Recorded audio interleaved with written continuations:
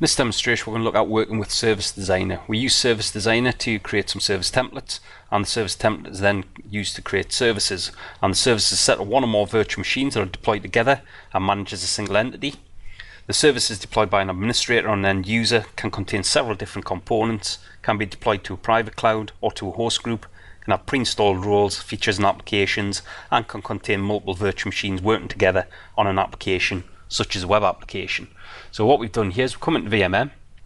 Within VMM, I've come to my library workspace, I've come up to templates, I've then gotten service templates. What I'm going to do at this point here is create a service template. Right, this brings me into Wizard, so all I'll do is fill out the wizard. So we're going to call this demo service template. Release is going to be 1. We've then got a blank, so there's a blank canvas. We can have this as a single virtual machine, 2-tier application, or we can have this as a 3-tier application as well. So what we'll do at this point here, we'll just scroll up, we'll go with the single machine and we'll select OK. Right, so this creates my little template. So what we want to do with this is we now need to come in here and we now need to start modifying this. So what we'll do is pull this across a little bit. And what we've got here is we've got the canvas. So what we've got here is we can drag VM templates onto the canvas to create our new tier. We can also drag a VM template onto the tier and place the template settings in that tier. What it gives us is, depending on which block we click on here, it gives us information down at the bottom. So we can see this is the demo service template. We can see the owner, we can see the release, we can see the priority.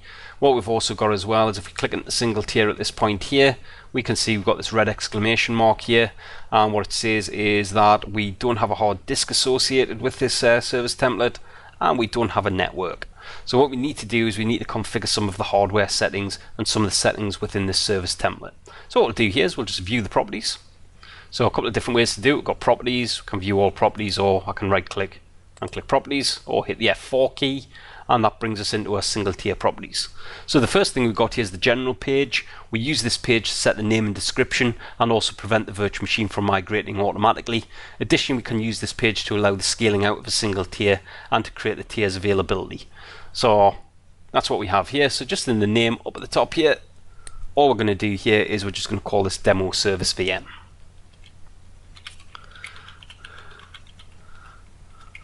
Right, then we've got our hardware configuration button, and in our hardware configuration button, first thing and most importantly is we've got our compatibility.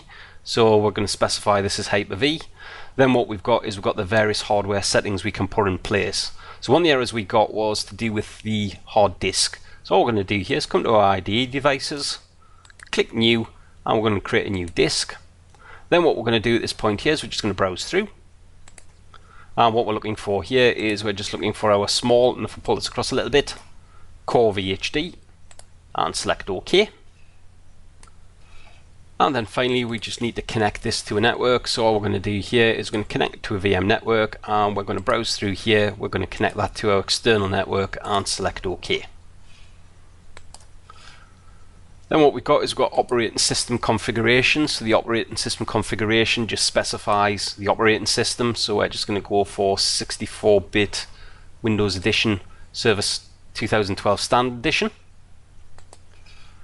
And we also get the ability to do things like generate computer names, specify admin passwords, product keys, time zones, roles, features. This is basically the guest operating system profile that we had a look at in a previous demo. Then we've got application configuration. So as it says up the top here, we can configure application deployments in the virtual machine. Deployment and servicing may be customized with scripts, and we can import settings as well. So what we can also do here as well, we can save this off. We've got the little add button, so we can add a script application, SQL data tier application, virtual application, web application. We've got script application and script application profile. I'm not going to select anything additional in the case of this demo. We've then got our SQL server configuration. So this configures SQL installations in the virtual machine, and we can import settings from an SQL server profile or save a new profile based off the settings. So currently we've got no SQL server config settings, or we can go to default, create new SQL server configurations as well. We'll leave the little default here of none. We've also got custom properties. So within custom properties, we can specify our custom properties. We've got settings, so we can specify quota points for self-service users, dependencies, and validation errors. So as we can see here, we have no validation errors at all. And so now we've done all that, we'll click OK. And what we've done now, as we can see here, we've now created our demo service. So if we just click on this here, what we can see here, it's just telling us again that we don't have any of this information connected. We see we have at this point here. But this is the end of the demonstration of just working with the service designer. Thank you.